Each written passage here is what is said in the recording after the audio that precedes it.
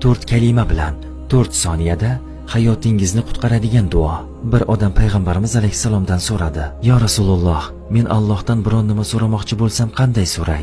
Payg'ambarimiz aytdilar: "Shunday so'ra: Allohumma g'firli, Allohumma arhamni, Allohumma afini, Allohumma rzuqni." Allohim meni kechir, Allohim menga marhamating ila muomala qil, Allohim menga ofiyat ber, yo Robbiy meni rizqlantir. Bu 4 kalimani aytsangiz, sizning dunyoviy ishlaringizni ham, oxirat ishlaringizni ham go'zallashtiradi. Bu go'zal duo ayni vaqtda payg'ambarimiz alayhissalomning 2 sajda orasida qilgan duolaridandir. Bu duoni biz qachon, qanday qilamiz deganlarga javob bo'lsin. 2 sajda orasi sajdadan ko'tarilganingizda 2-chi sajdaga ketmasdan avval u duoni qilsangiz bo'ladi. Bizlarga qisqa yo'ldan, juda ham qisqa yo'ldan dunyo va oxirat saodatini va'da qilgan Robbimizga hamd